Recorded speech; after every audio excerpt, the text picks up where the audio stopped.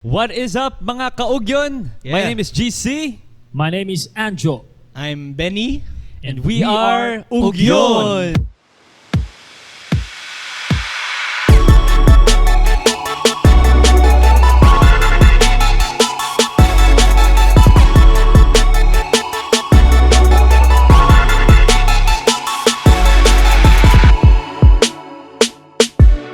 Once again, welcome to another episode of Coffee and Bars, where we have great conversations about music, hip-hop, faith and Christianity, and life in general. And of course, it would not be complete without... Kape! Kape ka muda! Alright, we would like to give a massive shout-out sa amon nga partner subong ang amon nga coffee dealer, drug dealer. Yeah. Shout out to Kopilo Ilo! Yeah. Thank you so much, Sir Ram and Ma'am Giselle. Yes! Sabi mo mahal, namit gali. Yo!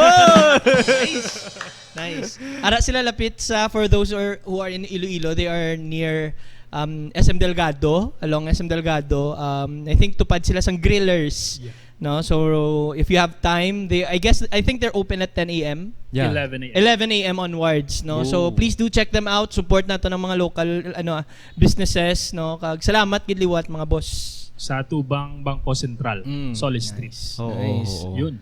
Skillet grillers, no? Oh, Tupad paborito gid ko sila yun. sang grillers. So kung manotice nyo karon nga medyo nag-hype na kami, si Kopilo Ilo lang ng inyong basulo Ang na. responsable. And of course, we would like to thank Charm, Christ Holistic and Redemptive Ministries for the venue. Thank you. Alright, si Pastor Benny, ang ating senior pastor sa Charm. Thank you, Thank Gid. you. Yes, sir. And of course, if you guys notice our new and improved intro. Yeah. Did you guys like that? Baskog, Yeah. no? And though may sneak peek sila sa ginapaabot naton nga. Yeah. Nga track. Watch out. Yeah, massive shout out to Mr. Kevin Vicencio of Kevin Vicencio Creatives. He is very passionate of helping content creators update or hype up or Upgrade. Upgrade. Yes. Yeah, Enhance. boost. Though kung ba 'to sapatos ba Adidas boost their content creation by giving them some mga augmenting mga Mga resources. multimedia Multimedia resources. So Mr. Kevin Vicencio is accepting clients. So if you guys want some of that, just go over sa iyang Facebook page, Kevin Vicencio Creatives and Ilaw Productions. Yeah. And of course, how could we forget? Massive shout out to PAWFest. Yeah. Yeah, they have something going on. Can you guys please tell us about what's on the horizon? We are actually sa PAWFest X Himaya. We are raising 200,000 pesos in Let's 30 go. days. No, it seems like a massive uptaking, but God is good and all the time. All He's the faithful. time. Now, if you wanna know more about that, we will definitely put links in the description. And let's help out. No, the heartbeat of PAWFest for this project is to be able to publish the remaining songs that we have written as a team. No, we currently have about 40 songs, 25 of which are available at Spotify, YouTube, Facebook. Yes. You can watch them, you can hear them, you can listen to them, stream them. But we still have about 15 more songs that we want to be able to record, produce, and not just produce per se, but with excellence. Yeah. So that's why we're raising 200,000 pesos for this album. No, this is not just gonna be an audio album. We will have videos going on. We have a lot of things going on and planned for, and we definitely believe that God will supply the need. Yeah. But the question is, will you be part of that provision? No, so it seems like it's a big, a big chunk of change, 200,000. But if you put it into perspective, that's just about, I can't remember kung pila tong na-divide naman, no? 200 people. 1,000. Yeah. 200 people giving 1,000 pesos, or 400 people giving 500 pesos. Yeah. No, so right now, as of the shooting of this video, we actually have placed dents, no? Praise the Lord, yun why pa hindi pa lalabas yung pitch ng PAWFest. May mga nag-sponsor na and stuff. Thank So you. Yes, thank you so much, and we would like to encourage you to be a part of this. No, not all of us can write songs, sing songs, and minister this way, but we can all be part of something like this. No, so please do help us and support us. The little things that we can do goes a long way if we all work together. So, yun lang po. Yeah, And you can check all the details. Rinake daw namin sa page Facebook. You can check it out. Yes, sa Kung PAWFest saan Himaya. pupunta lahat ng mga kailangan. So shout outs to our fellow Ilonggos. We are doing this for the Ilonggo culture. We're writing Hiligaynon worship songs and PAWFest has been in existence for 15 years, right? PAWFest, yep. Yeah. Since 2016 years na, no? 16 years. 2006. Yeah, 2006. Ate, 15 years. Yeah, Teenager na si PAWFest. You might have heard some of the Hiligaynon worship songs, and if you guys like that, and if you guys want us to keep rolling out Hiligaynon worship songs, world-class, Tatak Ilonggo Hiligaynon worship songs, please partner with us. I hope you guys enjoyed our the first 4 episodes of Coffee and Bars, where we appreciate and analyze the bars. Definitely, we're going to do that more often, because we've been hearing a lot of fire songs from especially Sam, or AKA Paid, from Amir, and I know that we do have a lot of Ilonggo and Pinoy rap artists that we would like to review in the near future. Yes, sir. Yes. So I'm looking forward to that. So, Subong, ngayon, it is our Father's Day special, where we're going to talk about Fatherhood. Anong hood ka? Fatherhood. Yeah. Pwede. So, the 3 of us right now, we are bona fide fathers. Yeah. By the way, shout out sa mga kasama namin na hindi namin kasama ngayon, si Sir Peter, si Sir Jem. Yes. And coincidentally, they are also the members of Ugyon that are not fathers yet. So sa inyo mga besh, galaw-galaw, baka ma-stroke. In God's perfect time. Oh. God's perfect No time. pressure, no pressure. No pressure.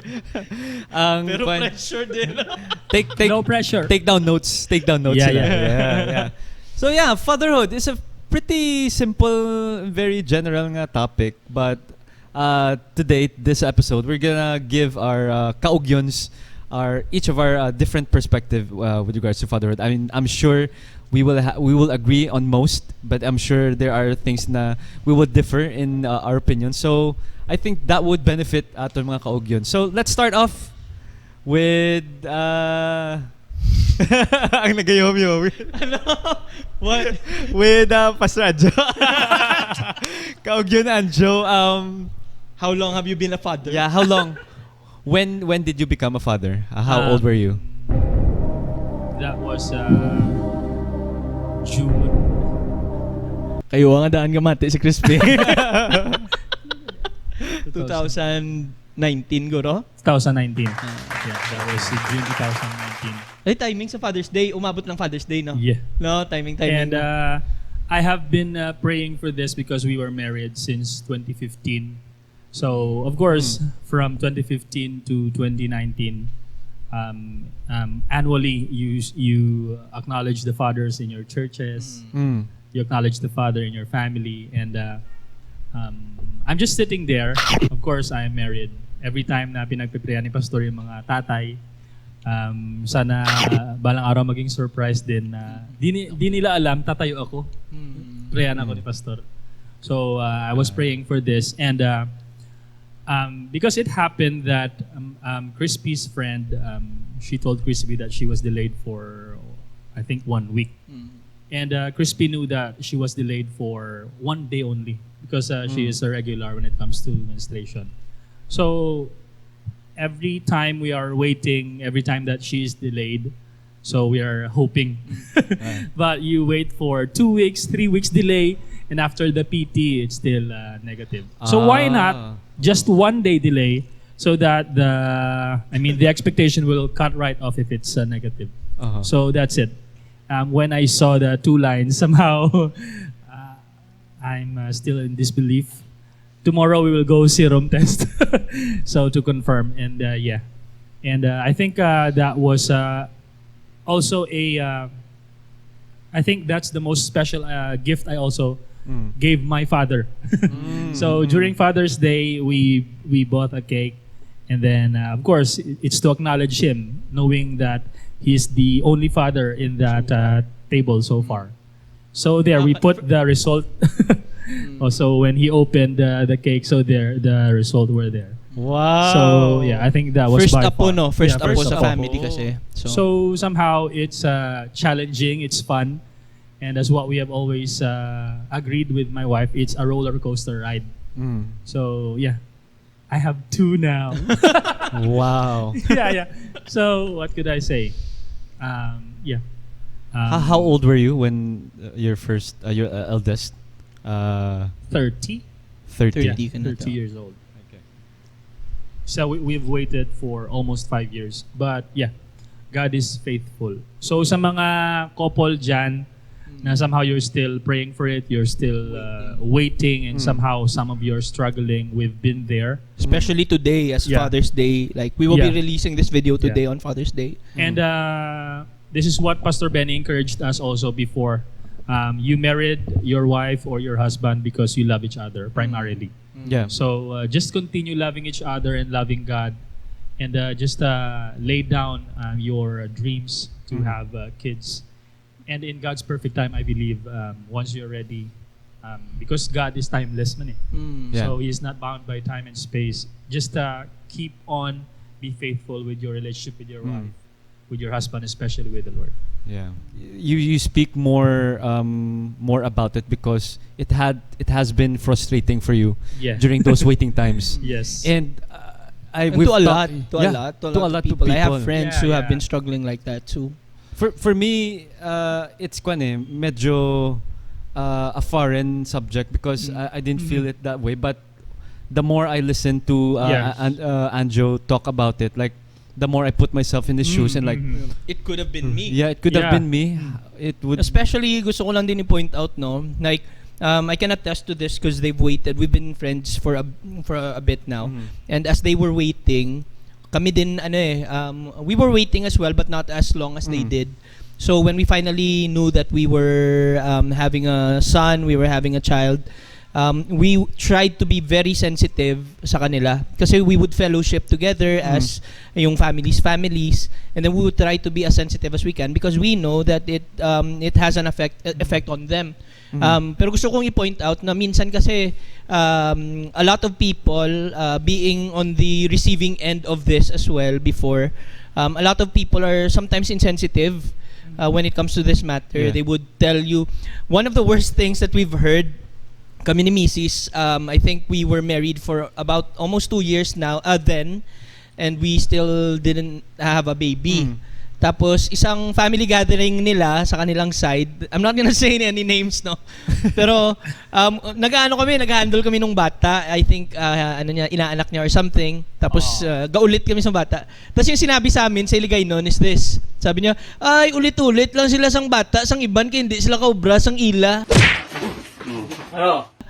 What? Word for word, bro. Like, I'm quoting sa Tagalog, ibig sabihin, sabi niya, sige, ano na lang kayo, laruin nyo na lang yung anak ng ibang tao kasi hindi naman kayo nagkakaroon ng anak ng inyo. Parang ganon. Hindi kayo makakagawa or something. Oo, parang ganon.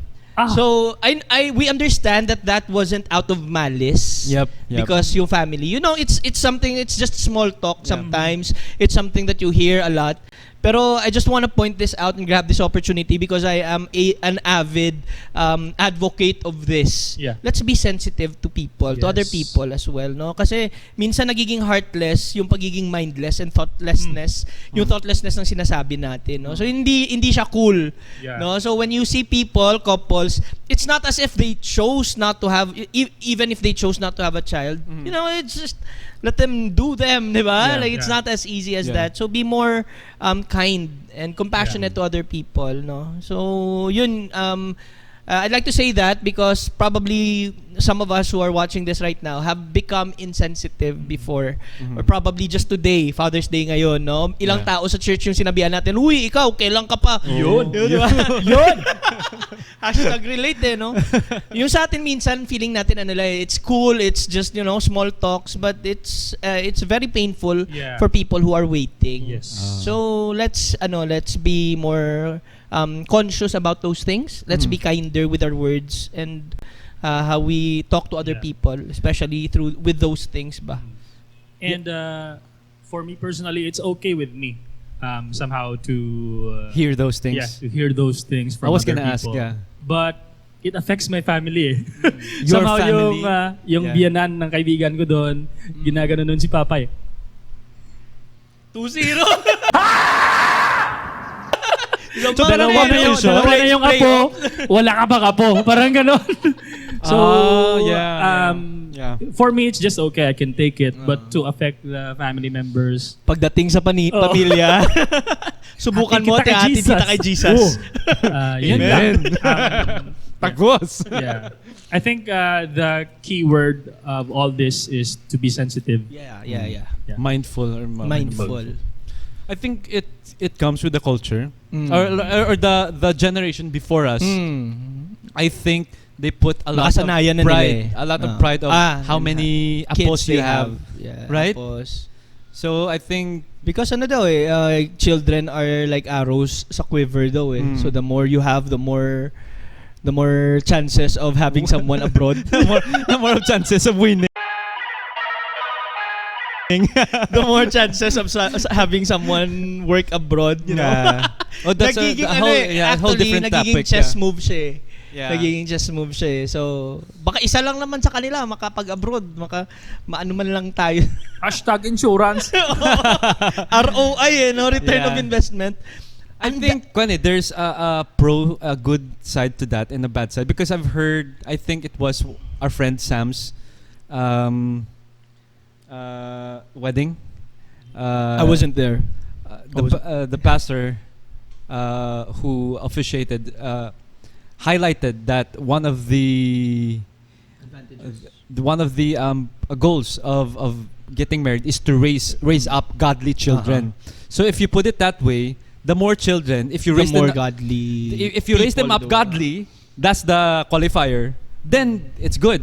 But if you raise them up with like that wrong perspective, they are insurance, they are someone na makakaahon sa atin sa kahirapan, then you're that selfish, maybe, bro. Like that's actually that's very selfish because isang toxic yan eh. Ang daming tawag doon? Culture na nagsistem out from family situations and settings. Pero isang toxic yan eh, mindset nating mga Filipino sometimes, na yung mga anak natin, we're raising them to be our insurance in the future. No, the responsibility is not hindi sa parents nila, kundi sa future family nila. Yeah. Now, they are to honor their parents pa rin, even if they have their but talking about responsibility per se, no, kaya nga may mga kakilala ako na hindi pa rin makapag-asawa kasi laging sinusumbat sa kanila ng parents nila, ay wag ba't ka mag-aasawa, wala pa nga kaming bahay, wala pa kaming yung ganun. That's very toxic. And I guess yung challenge for us who are listening, if you know better, you do better. Diba? Do not yung iba kasi galit na galit sa ganitong situation, galit na galit sa pressure, but when it's their turn, they pardon the pun, but they eat their own vomit, no? Yung ganun. Sinuka mo na, kakainin mo din, no? Ikaw din ganun ka din pala sa mga anak mo. I think it's more prevalent with Eastern nga culture. With Western culture, I don't think that's kaya may independence eh. Independence. At 18 you're supposed to move out, no? Sa atin kasi yung freeloading is real. Yeah. Unli. True. So yeah, it's one of our something na it's a good topic to discuss more in the future, but it really touches the aspect of parenting and fatherhood. By the way, gusto namin clarify, coffee and bars tayo, pero ba't ganun yung pinag-uusapan? Ba't nga ba kasi coffee and bars, I see coffee, but where's the bars? Why are we talking about fatherhood and life? Why is that? Well, Go ahead. It's Take it away. it's one of our goals to raise the bars. Yeah. Yun. Raise the Andun bars. yung bar eh. Raise the bars of fatherhood, and not just that, like how we live life. Like Pastor Andrew said, if you know better, you do better. So if we don't talk about it, I'm sure that I have a lot to learn from them. If I don't hear it, then how do I raise the bar in my own life? So that's there you go. That's the bars. The bar Yes, parts sir. of the Coffee and Bars. And ganun din naman kasi ever since yung first set ng episodes, it just so happened na may may literary form na hinihimay-himay, Yep. no, may song. Yep. Pero this is life as well. So we're not really talking necessarily about the poetry and the literature. We're talking about the principles behind it and the stories and the meaning behind it. That's why this is Coffee and Bars, no? Sabi nga ni Sir GC kanina, raising the bars of fatherhood, no? Don't nakakahiya kasi tsaka nakakalungkot na minsan yung fatherhood nagiging bare minimum na lang eh. Diba? Yung how much I can do as a father, the least I can do, and then that's it, no? Yung ang baba ng expectations sa mga tatay, even among themselves, among ourselves, diba? It's good that you touched on that because I think I really have something to, I parang mabigat na topic yan for me. Kasi being a provider is miles away from, it's different from being a parent or a father. So like you said, bare minimum, most of our culture right now is they think that if they can provide for the That's family, Right? that's it. I can do whatever I want. If this is my house, I make all the rules, I provide for it, then what I say goes. Yeah. So bare minimum. Yun nga yung yun din yung observation ko knowing I know a lot of families, sad to say, no, a lot of families na ganyan yung concept ng tatay sa loob ng bahay eh. Yep. Yung tipong provider lang and protector, and when they say protection, they're talking about sociological protection lang. Yung tipong kung may ang tawag sa Tagalog, ang tuko bla? Ano sa Tagalog ang tuko? Tuko din, no? Tuko. Sino tatawagin? Si tatay, di ba? Like, ang tanong, are you comfortable with tuko? Ikaw? Ako, nope. May Pero ang tukophobia. tanong, kung may tuko sa bahay and it kind of threatens your family, who's responsible? Diba? No, wala na nagsasabi votation tayo. Sino bahala sa tuko?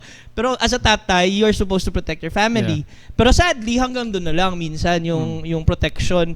We sometimes forget that as fathers, we're also to protect our family from false information, from wrong sense of morality, wrong sense and poor value system. Right. Trabaho din natin yun eh. Right. So, yun yung yung sad truth is that as I have observed working with students, kasi teacher din po ako, with their families and stuff, I see a lot of families na absentee yung tatay.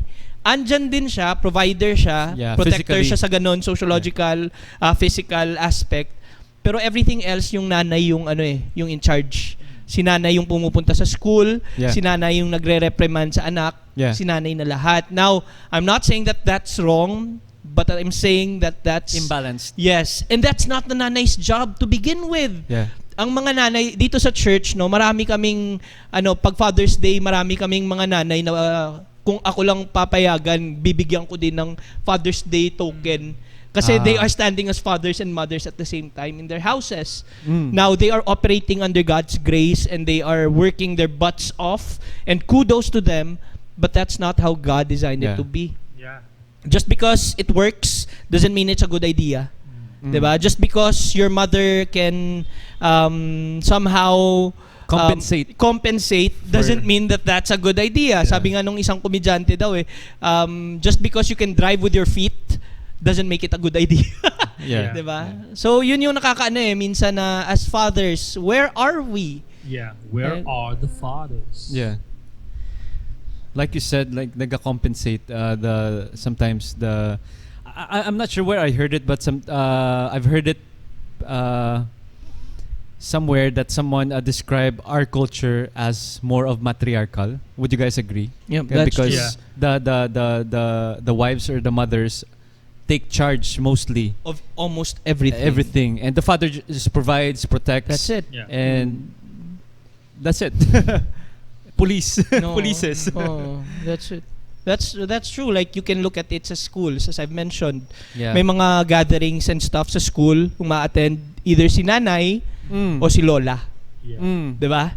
Sa church, I don't know about you, pero dito sa amin, mostly, our nanay. Yeah. Mm. To the extent na yung mga women namin, meron silang very active na women's ministry where they gather kahit nga nitong quarantine, kahit sa Facebook lang. Yung fathers, not so much. Mm. Yeah. Kasi handful lang talaga yung fathers. Why Sa do you think church. that is?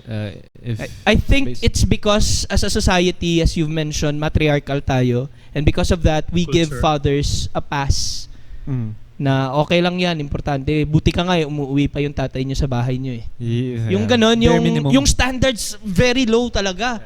And sadly, a lot of fathers embrace that because it requires bare minimum from them. And they can get used to that. All you have to do is give a little bit of money, spank once in a while, and then you can live your life as if you don't have children.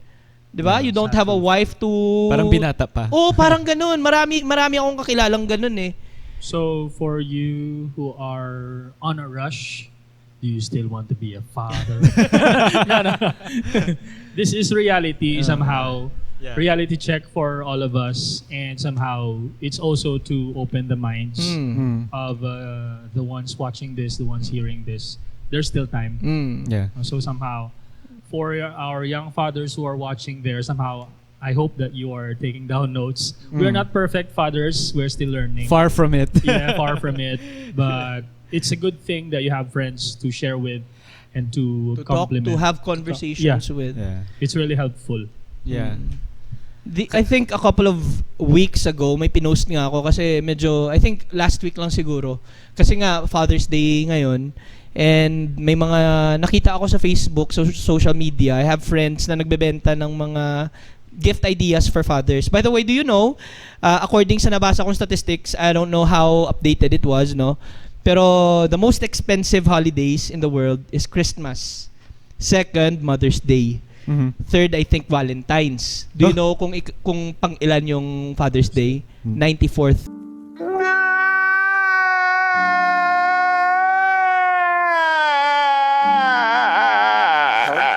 What? Really? I guess, I don't know, like, people would, like, I would understand probably 5th, 6th, 7th. Yeah. I was gonna say 9. 94th. Man! We want our treats. We want our gifts. Yeah.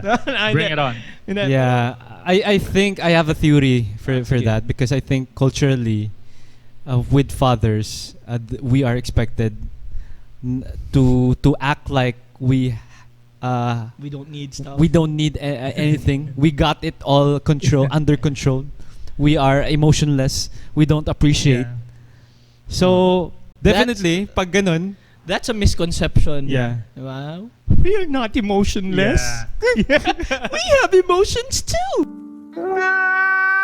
I mean, yeah, me personally, I'm not really close with my father, but I'm waiting for these events actually. Yeah. Christmas, Father's Day, his birthday, somehow to express, To honor him. yeah, to and- honor him. Knowing na hindi naman kayo ganun ka-close talaga, personally with my father. So, when it comes to his birthday, when it comes to Father's Day, I will take really the see to it, opportunity, take the opportunity to somehow to appreciate them. Yeah. So somehow I think that's through 94th. So we need to Grabe, 94th. live What's up. 93rd?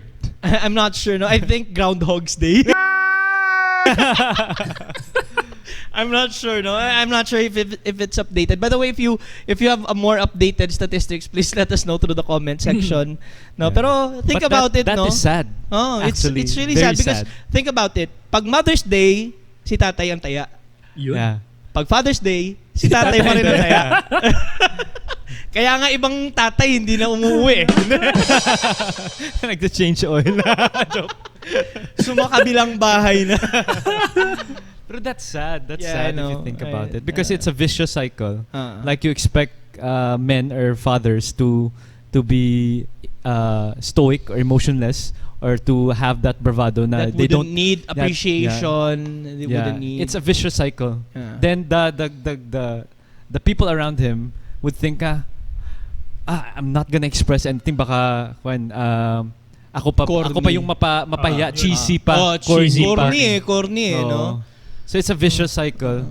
You can appreciate without being corny. I mean, you don't give him balloons and flowers and cakes, like especially kung diabetic si tatay. Pero really honor them, no? By the way, of course, at the same time, we're also reminding everyone that we don't need a special day to uphold and honor our family. No, the people in our lives. Kasi ganun no, may nag-post nga ng ang galing-galing mo mag-post ng Mother's Day, ang galing-galing mo mag-post ng Mother's Day, di ka naman sa bahay, di ka naman daw mautusan sa bahay. Mautusan.